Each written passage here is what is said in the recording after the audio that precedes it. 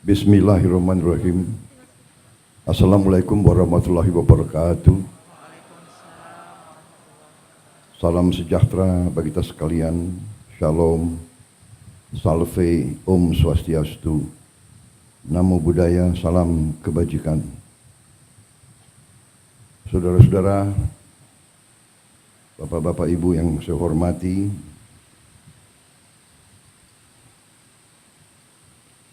saya juga ingin menyapa tokoh-tokoh yang hadir. Tidak apa-apa, memakan waktu nggak apa-apa kan?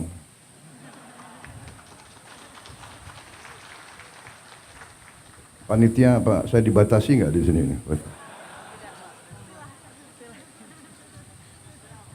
Yang saya hormati, saya banggakan Wakil Presiden Republik Indonesia ke-10 dan ke-12, Bapak Haji Muhammad Yusuf Kalla beserta Ibu Mufidah Yusuf Kalla. Yang saya hormati, saya banggakan Ketua Umum Pengurus Pusat Muhammadiyah Profesor Dr. Haji Haidar Nasir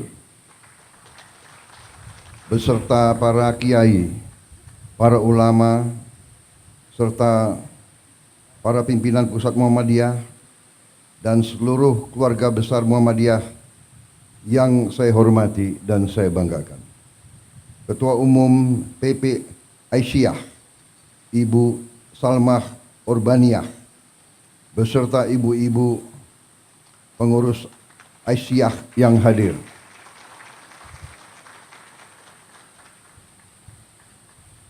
Profesor Dr. Muhajir Effendi, Ketua PP Muhammadiyah periode ini nggak disebut nih tahunnya itu. Pak Teddy ini menghadap saya habis ini. Ketua Umum PP Muhammadiyah 2005-2015 Bapak Din Samsudin yang saya hormati. Kok agak ngumpet di belakang itu? Pak Din itu kawan saya waktu masih muda, sekarang agak muda. Ketua Dewan Perwakilan Daerah Republik Indonesia Bapak Sultan Najamuddin, para menteri dan wakil menteri Kabinet Merah Putih, tadi sudah disebut banyak sekali, tapi nggak apa-apalah disebut sekali lagi. Menko Bidang Pangan Dr. Zulkifli Hasan, Menteri Pendidikan Dasar dan Menengah, yang juga kebetulan Sekretaris Umum PP Muhammadiyah Profesor Dr. Abdul Muti, Menteri Pertahanan Letnan Jenderal TNI Purnawirawan Safri Samsudin,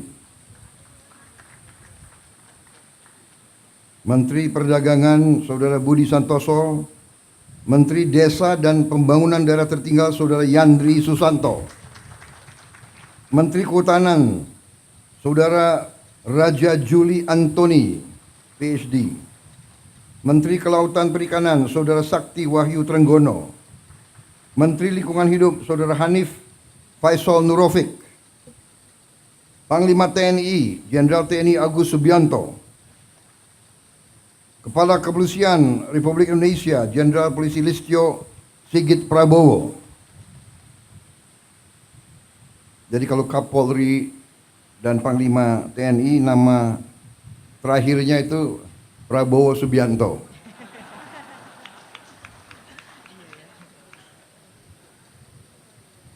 Jangan-jangan nggak diganti-ganti ini. Jangan-jangan.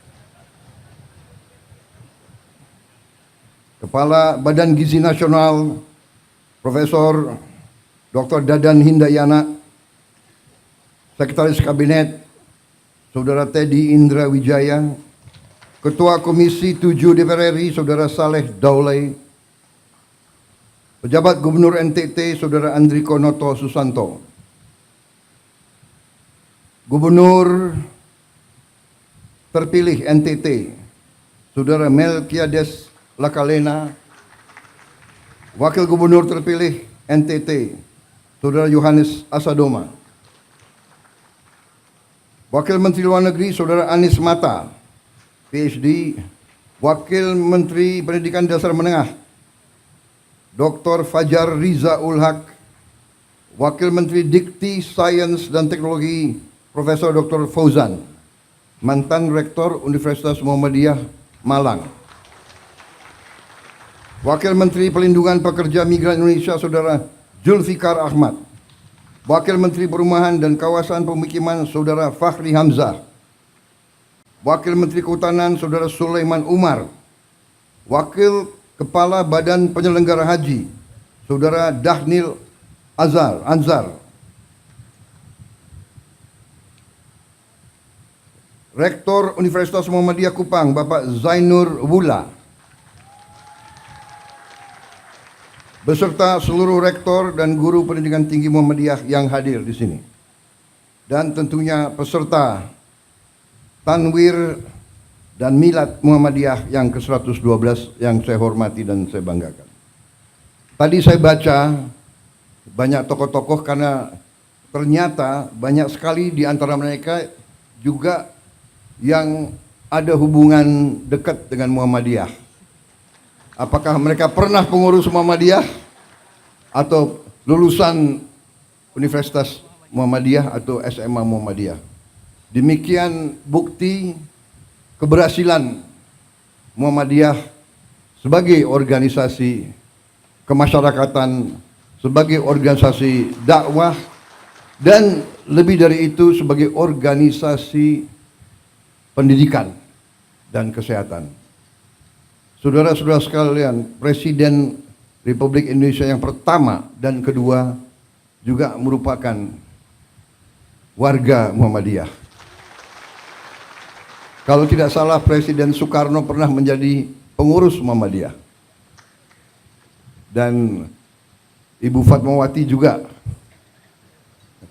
keluarga dari pimpinan Muhammadiyah di Bengkulu.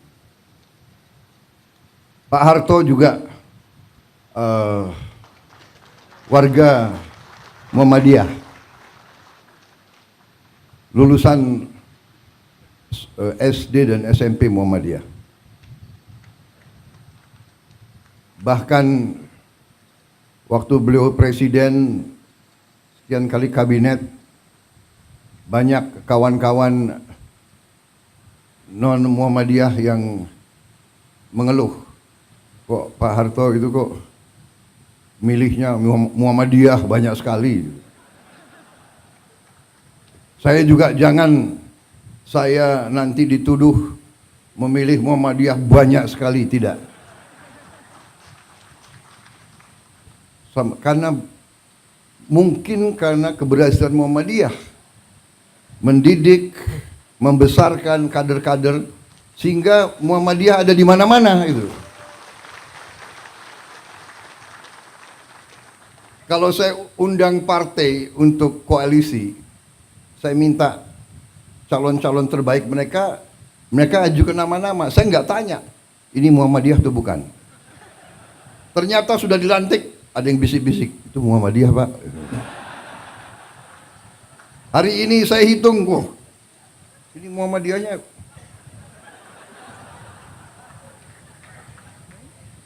Saya juga baru tahu Budiman Sujatmiko ini alumni SMA Muhammadiyah Yogyakarta. Memang Muhammadiyah ada di mana-mana ya. Ada yang di kiri, ada yang di kanan, ada yang di tengah. Pak Jeffrey Giovanni Muhammadiyah juga rupanya. Sponsor. Jadi ini Ketua Umum Muhammadiyah kreatif selalu mengundang tokoh dan pejabat dan diumumkan baru saja groundbreaking rumah sakit. Waduh, ini PR lagi untuk aku. Tapi kita mendukung. Karena memang pendidikan dan kesehatan adalah kunci kebangkitan suatu bangsa. Jadi memang peran Muhammadiyah saya kira sangat tepat. Muhammadiyah kalau tidak salah hitungan terakhir memiliki 167 perguruan tinggi, 126 rumah sakit, 231 klinik, 5.345 sekolah dan madrasah, 440 pesantren, dan jaringan organisasi yang luas di dalam dan di luar negeri. Dan baru saja kalau tidak salah Muhammadiyah telah membeli suatu gedung di Spanyol, di Cordoba atau di mana? Madrid, di Madrid. Dan sedang dirubah menjadi masjid yang besar. Kalau tidak salah ini luar biasa. Muhammadiyah luar biasa. Jadi tentunya kami juga di TNI tidak pernah lupa bahwa Panglima besar TNI yang pertama adalah seorang kepala sekolah SMA Muhammadiyah Purwokerto. Berarti pengaruh Muhammadiyah juga selain dakwah, tapi juga menanamkan patriotisme, semangat cinta tanah air, dan melahirkan pemimpin-pemimpin yang luar biasa. Terus terang saja, Jenderal Besar Sudirman bukan lulusan akademi militer. Beliau tidak pernah ikut sesko dimanapun, tapi berhasil memimpin perang kemerdekaan dan menang. Dan kalau kita lihat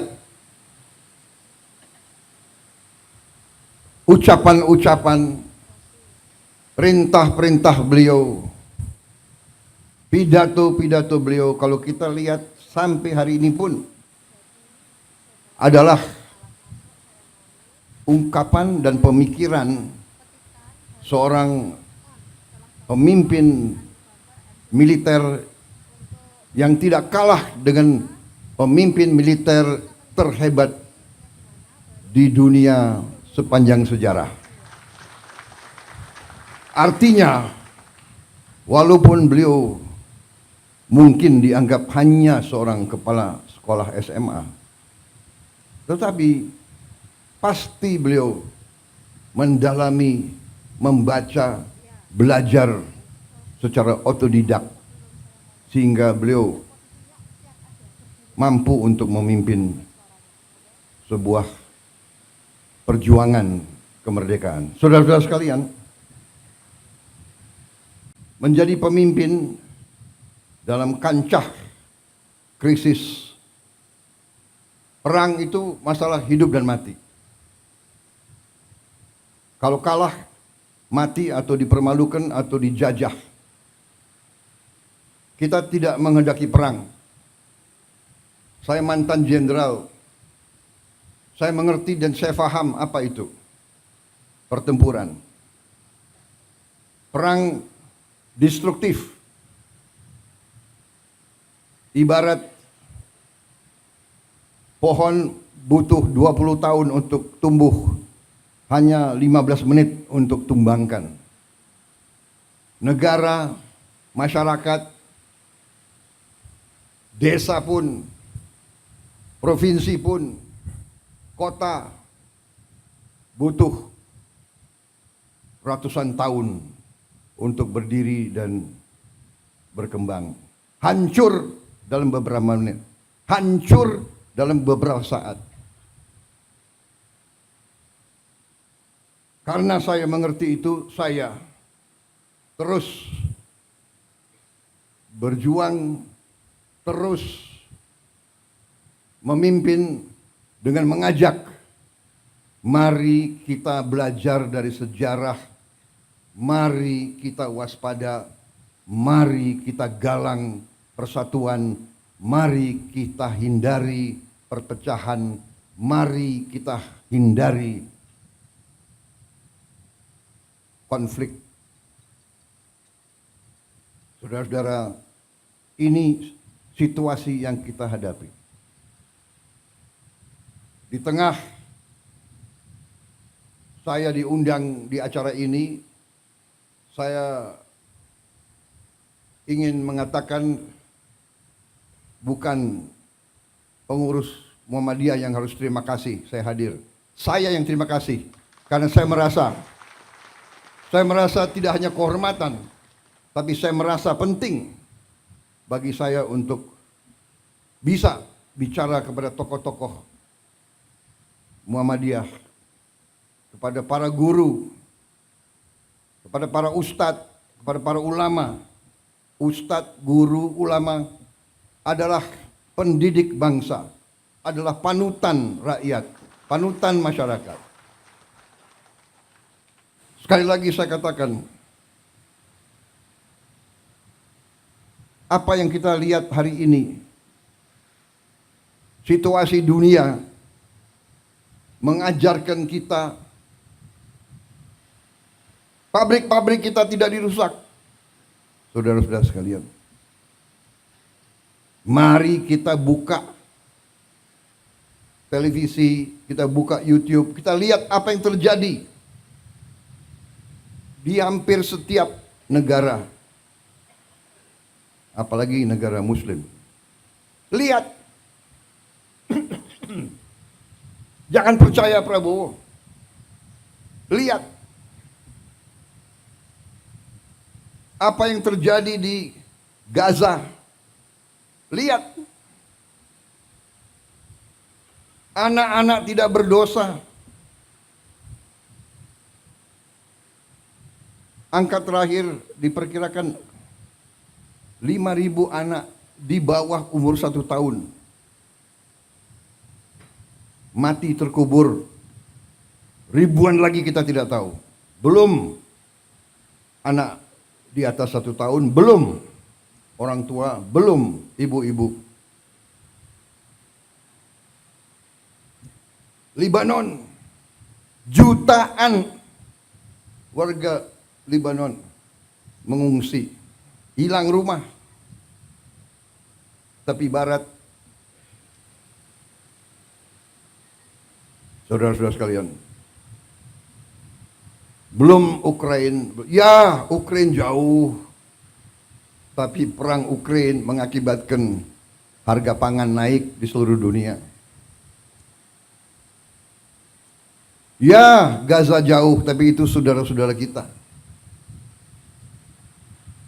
Apa poin yang saya ingin sampaikan, saudara-saudara? Jangan kita anggap damai itu adalah biasa. Jangan kita anggap kita tidak menghadapi ancaman. Kenapa kita harus waspada? Karena kita kaya. Bukan kita ke negeri Belanda, orang Belanda ke kita. Portugis ke kita, Spanyol ke kita, Prancis ke kita, Inggris ke kita. Dari dulu sampai sekarang.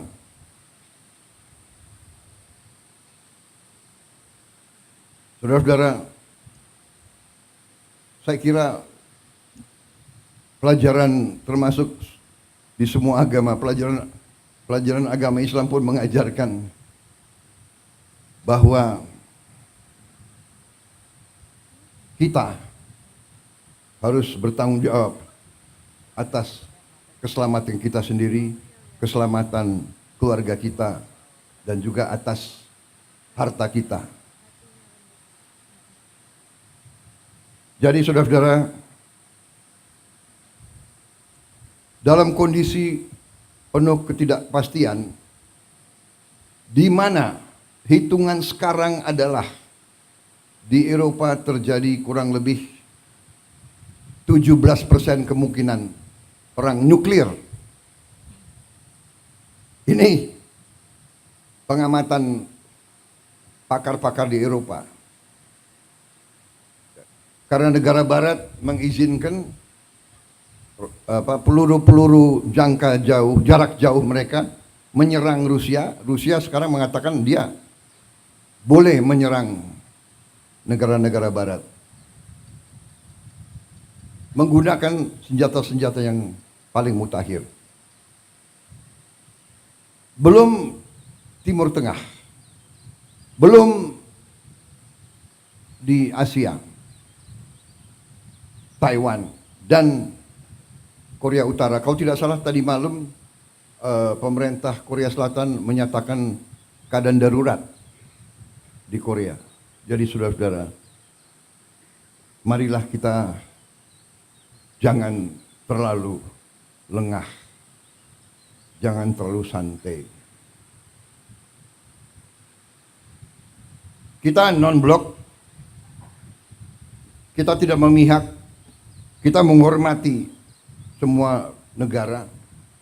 Itu maunya kita. Tapi saudara-saudara, 40% dari seluruh perdagangan dunia lewat lautan Indonesia. 40% seluruh perdagangan seluruh dunia lewat perairan kita. 70% energi Tiongkok, Korea, dan Jepang lewat perairan Indonesia. Bisakah kira-kira kalau terjadi perang besar, bisakah kita tidak terseret? Untuk itu kita butuh kepemimpinan politik yang handal. Dan kepemimpinan politik yang saya maksud bukan kepemimpinan politik yang hanya dari pemerintah. Dan untuk itu perlu ada kerukunan, perlu ada jiwa besar dari semua kalangan. Kita banyak berbeda. Perbedaan itu baik dan wajar. Kita berbeda suku, kita berbeda agama, dan untuk itu saya ucapkan hormat saya kepada Muhammadiyah. Saudara buka lembaga-lembaga pendidikan tidak hanya kepada umat Islam, tapi buka untuk semua. Saudara telah memberi contoh dalam toleransi, dalam kehidupan inklusif, dalam kehidupan saling hormat menghormati, dalam kehidupan saling menjaga, saling mendukung. Ini sangat penting. Ini sangat penting. Ada pihak dari semua agama, dari semua ras dan semua suku yang selalu mau mengambil garis yang keras.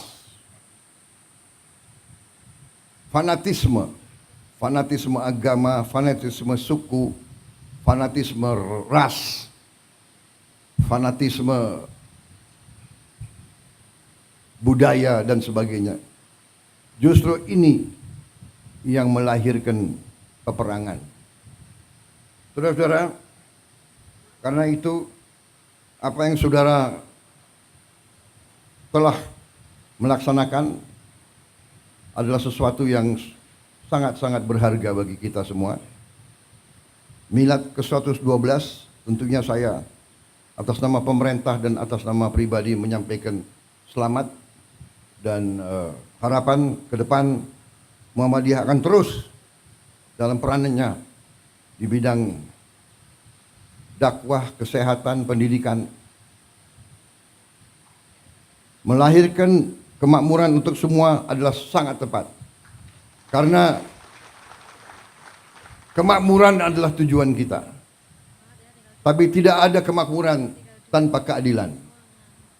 Saudara sekalian, saya terkesan suatu pemerintahan, suatu imperium, suatu peradaban Muslim yang cukup lama, hampir 600 tahun lebih, mendekati lebih mungkin 700 tahun, yaitu peradaban Osmaniyah yang berpusat di Turki, di Istanbul. Itu salah satu adik kuasa pada saatnya yang sangat berhasil. Ciri khasnya adalah dia memimpin suatu kekaisaran imperium yang multi etnis, yang toleran kepada semua agama, semua suku, ratusan suku yang berbeda-beda. Dan di situ ada sesuatu yang menarik bagi saya. Untuk memimpin ratusan tahun dan memimpin imperiumnya begitu luas, dia memiliki suatu akademi gubernur. Akademi gubernur itu sebetulnya inti pelajarannya yang saya tarik itu satu paragraf yang bagi saya menarik. Dia ajarkan ke semua calon gubernur. Jadi bupati-bupati yang disiapkan jadi gubernur masuk ke akademi ini, dan pelajarannya sangat banyak tentunya, tapi ada satu yang sangat sederhana. Diajarkan di situ, tidak ada negara tanpa tentara yang kuat.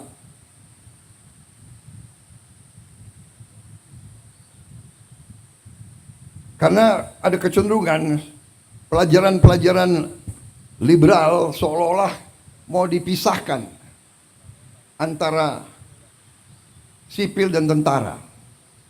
Mau dipisahkan antara cendekiawan sama, tidak bisa. Pelajaran, tidak ada negara tanpa tentara yang kuat. Tidak ada tentara yang kuat tanpa uang. Tidak ada uang tanpa kemakmuran. Tidak ada kemakmuran tanpa rakyat yang bahagia dan sejahtera. Tidak ada rakyat yang bahagia dan sejahtera tanpa pemerintah yang bersih dan adil. Ini benar sekali. Uang dari mana? Uang dari rakyat. Iya kan? Melalui pajak, melalui retribusi. Kalau rakyat tidak bahagia, gak mau bayar pajak dia. Pengusaha yang merasa diperes, ya kan?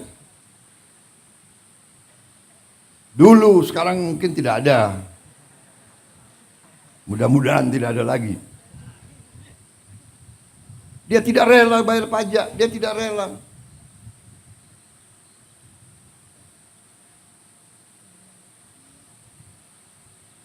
Jadi artinya dari pelajaran itu, kenapa tentara, dan ini tentunya dalam tentara berarti tentara, polisi, pemerintah ini harus kuat dan baik.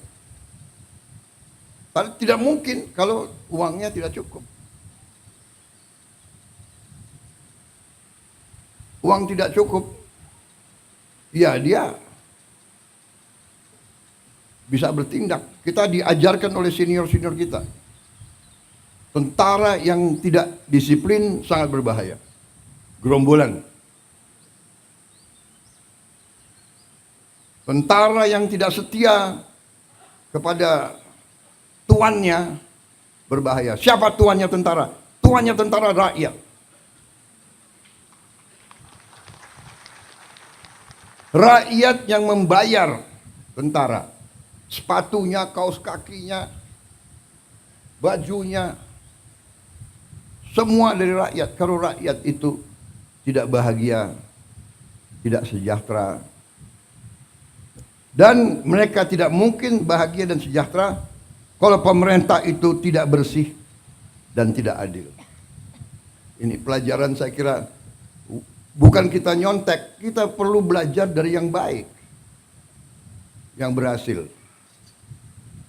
Dan setiap peradaban tentunya ada pasang, ada puncak, ada surut. Surut, kenapa? Karena dihajar di mana-mana. Dan kalau kita jujur, di ujungnya memang pemerintahan mereka pun juga terjadi korupsi dan sebagainya. Satu hal yang kita belajar dari sejarah, pemerintah yang korup tidak bisa membawa kemakmuran kepada rakyat. Itu pelajaran. Itu pelajaran. Jadi saudara-saudara, marilah kita bersama-sama sesuai dengan tema yang saudara-saudara pilih. Marilah kita berjuang mencari kemakmuran, supaya kita hilangkan kemiskinan, hilangkan kelaparan, hilangkan stunting. Saudara-saudara, saya telah mempelajari angka-angka mendalam. Sungguh luar biasa kekayaan kita. Sungguh luar biasa. Tapi kita koreksi diri, kita banyak yang terus terang saja kurang piawai, kurang handal untuk menjaga kekayaan kita. Karena itu, saya bertekad untuk mencapai pemerintah yang bersih.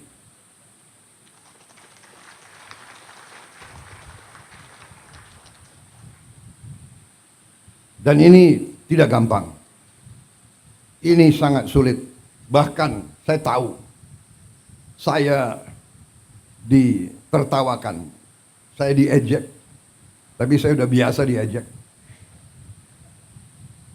Mana mungkin menghilangkan korupsi di Indonesia? Mana mungkin menghilangkan kemiskinan? Mana mungkin menghilangkan kelaparan? Apa? Mau kasih makan bergizi. Hahaha, ketawa.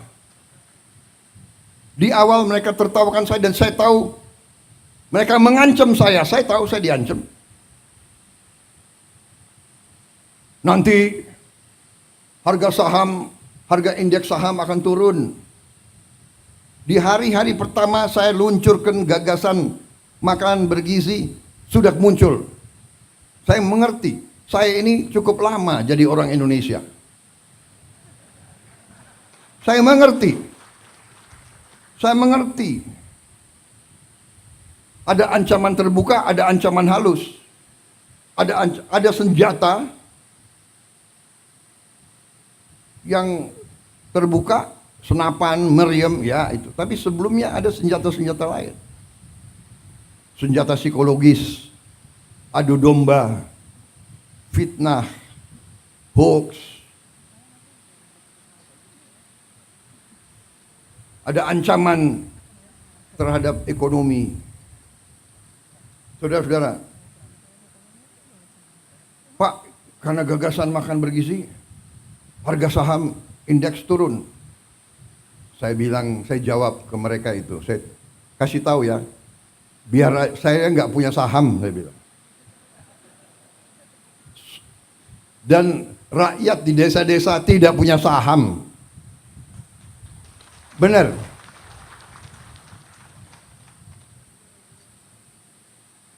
Kalau saham jatuh, iya, pemain-pemain bursa itu. Siapa yang main bursa di sini? Menteri-menteri, ayo ngaku. Fahri Hamzah kayaknya, yuk. Ada bukan orang kaya saja main saham, tahu nggak? Ada teman-teman saya ahli matematik. Dia mau pakai algoritma. Tapi saya lihat hidupnya stres. Tiap detik lihat TV, lihat apa itu? Wah, harga saham turun 0,0 sekian. Oh, panik dia. Hitung lagi. Aduh, hidup stres, aku enggak maulah. Dan saya kasih tahu itu kan, main-main saham itu kalau orang kecil ya pasti kalah. Itu untuk orang kecil itu biasanya sama dengan judi itu. Yang menang yang bandar, yang besar, yang kuat, ya kan? Ini Pak Trenggono itu mantuk-mantuk. Jangan-jangan Pak Trenggono punya algoritma. Dia itu. Ada ahli matematik yang saking pinternya dia berani ke kasino. Hitung. Main apa? Roulette itu. Pakai algoritma itu, Cok. Tapi enggak serius, saudara-saudara. Kemudian ada yang mau ancam mata uang kita. Ada juga mau ancam. Saudara-saudara, ternyata bernegara itu, keyakinan saya dasarnya adalah beberapa hal yang fundamental. Yang pertama adalah kemampuan bangsa itu menghasilkan pangan.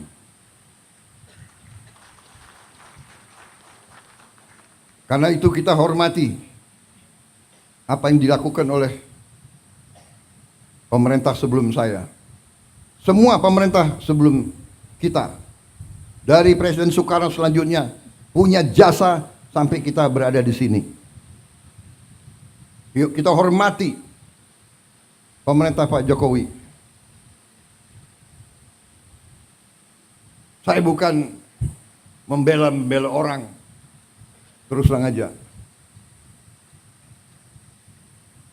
Untuk apa sekarang saya, apa itu istilah tentara, ngolor, menjilat, ya kan? Bukan saya bela-bela Pak Jokowi karena person, tidak. Saya mau katakan apa adanya.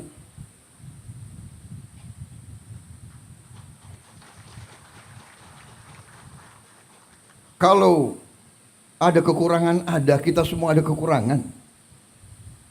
Semua pemimpin ada kekurangan. Jangan memfitnah, jangan menyerang. Kita semua punya kekurangan. Mau buka-bukaan, yang gak enak.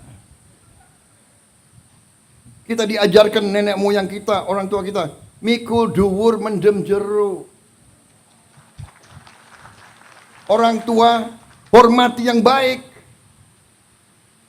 Kita sebagai yang muda berani juga ngoreksi. Tapi ngoreksinya dengan cara yang baik, yang sopan. Saya kira itu ajaran ustadz-ustadz saya. Saya bukan orang yang terlalu baik.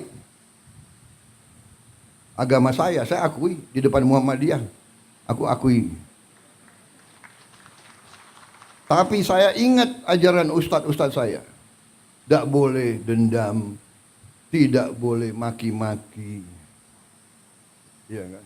Tidak boleh sakit hati, tidak boleh benci. Tuhan aja memaafkan kok. Manusia meneruskan permusuhan. Saya ini dikalahkan oleh Pak Jokowi. Dan menteri-menteri saya banyak yang ikut mengalahkan saya. Benar ya? Ayo ngaku tuh, ngaku. Siapa bendaharanya Pak Jokowi? Itu Trenggono itu. Ayo ngaku ini. Ini banyak ini menteri-menteri saya itu.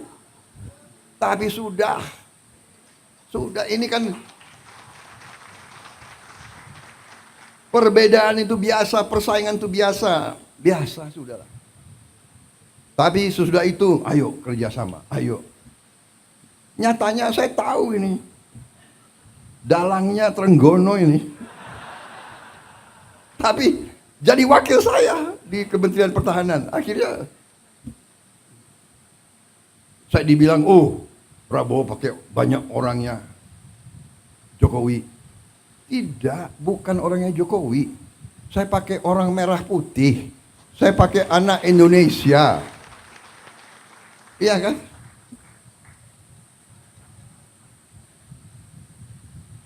Saya ada juga Ada juga yang Menko Polkam saya juga kan bukan orang Gerindra.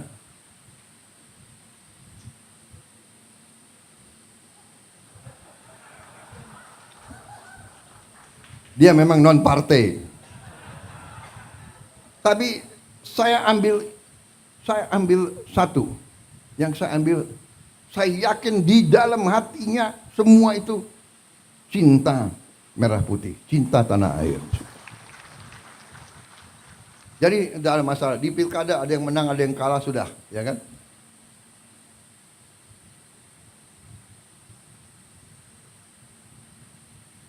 PKS dukung Anies, nggak ada masalah. Gerindra wakilnya PKS di Sumatera Barat, iya kan? Nggak ada masalah. Banyak saya Gerindra wakilnya PDIP di Jawa Tengah, di mana? Sudah, nggak ada masalah. Jangan kita perbedaan pendapat, bagi saya harus kita sikapi dengan kearifan. Dan kalau ada kesalahan kita koreksi. Kita koreksi, kita perbaiki. Saudara-saudara, saya percaya dan yakin, saya optimis, tapi kita harus waspada. Karena kita sangat kaya. Kita menguasai mineral-mineral yang sangat strategis yang dibutuhkan oleh banyak negara. Karena itu beberapa rencana kita hilirisasi tidak berkenan di banyak negara. Tapi kita tidak ada pilihan. Masa ratusan tahun kita harus jual kekayaan kita sebagai bahan mentah? Kita tidak mau. Kita mau karunia Tuhan itu boleh dibeli dengan harga yang benar, supaya kita punya nilai tambah bisa dipakai untuk mensejahterakan rakyat kita. Jadi kita harus siap menghadapi. Mungkin ada yang mau dikte kita, harus ini, harus itu. Kamu tidak boleh dekat sama dia, kamu dekat sama saya. Kita dekat sama semua. Saudara-saudara, saya kira itu inti yang ingin saya sampaikan. Terima kasih Pak Haidar membaca buku saya. Karena di Indonesia banyak buku ditaruh di pajangan aja itu. Terima kasih, tapi itu saya kira adalah hal-hal yang mendasar. Dan sebagai kesimpulan, ternyata setelah saya keliling ke luar negeri, hadir KTT APEC, hadir KTT G20, tema di G20, tema di APEC, terutama di G20, temanya apa? Tema utamanya apa? Hilangkan kemiskinan, hilangkan kelaparan. Fight hunger and fight poverty.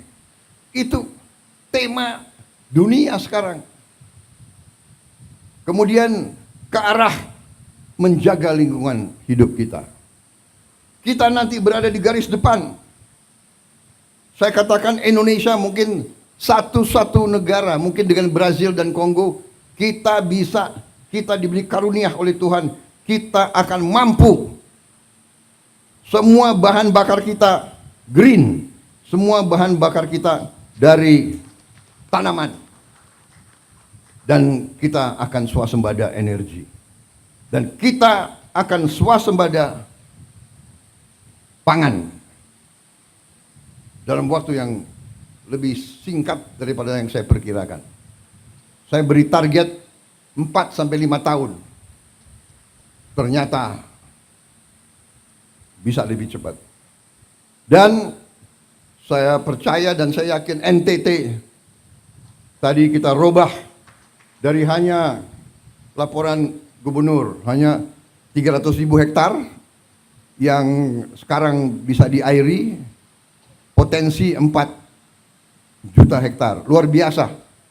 Dan ini bisa dan ini akan kita kerjakan. Saya percaya manusia, apalagi pemimpin, harus berani punya tujuan, harus berani punya sasaran yang tinggi. Jangan sasaran yang rendah. Saya diejek lagi, Prabowo bisa aja dia ngomong mau pertumbuhan 8%. Saudara-saudara, saya selalu mengutip Bung Karno. Bung Karno mengajarkan dari dulu, gantungkan cita-citamu setinggi langit. Kalau kau tidak sampai ke langit, minimal kau jatuh di antara bintang-bintang. Kalau pengalaman saya di tentara juga begitu. Kalau kita kasih target yang rendah, cukuplah, tidak usah repot-repot, ya kan? Target saya kasih target, kalau sekarang 5%, 5,5%, ya sudah 6% sajalah. Jangan-jangan nggak sampai 6% gitu.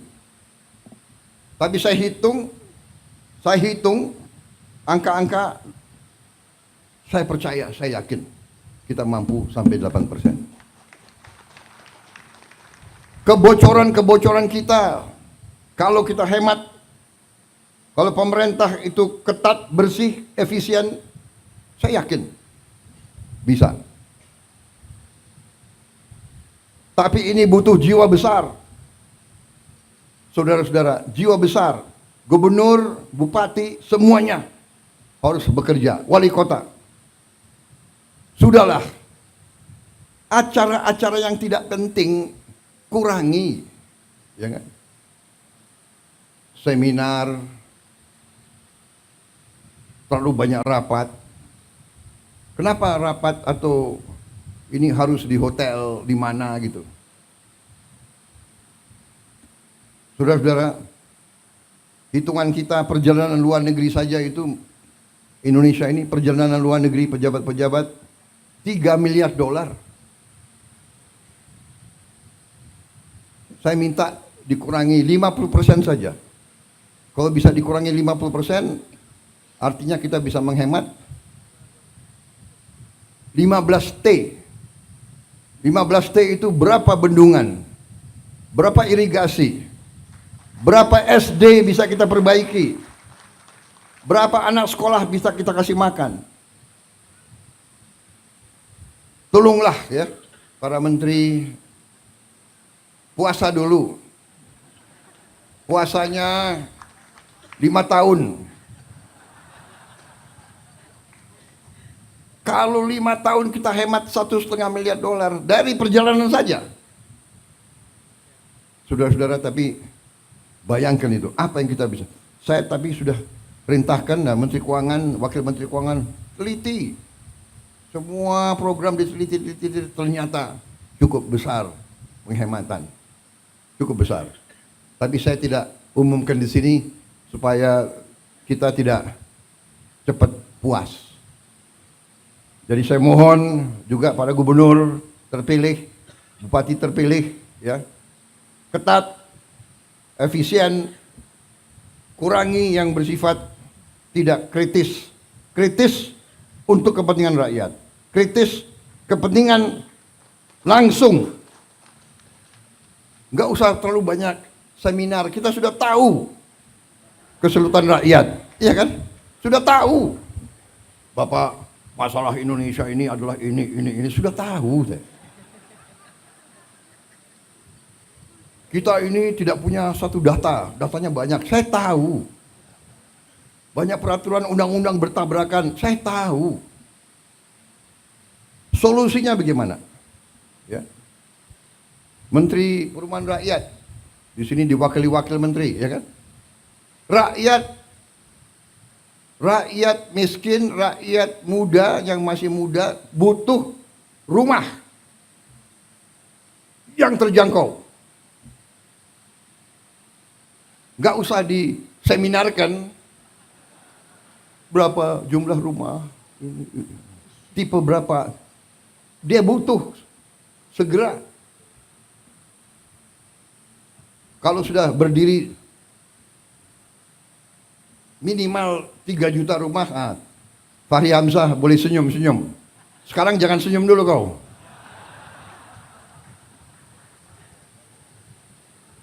Terima kasih saudara-saudara. Sekali lagi selamat. Terima kasih semua tokoh Muhammadiyah.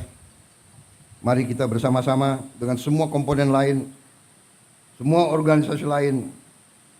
Banyak perbedaan, tapi carilah titik-titik persamaan untuk bangsa dan negara. Terima kasih. Selamat Milad ke-112 kepada Muhammadiyah. Berbaktilah terus kepada bangsa, rakyat, umat. Teruskan apa yang sudah saudara-saudara laksanakan dan saudara-saudara buktikan. Wassalamualaikum warahmatullahi wabarakatuh. Shalom Salve, Om Swastiastu, Nama Budaya, Salam Kebajikan. Terima kasih kehormatan diberikan kepada saya bisa berbicara di sini dan bisa memberi pengarahan kepada saudara-saudara sekalian. Saudara-saudara berjasa, bekerja, kadang-kadang tanpa dilihat. Terima kasih. Selesai.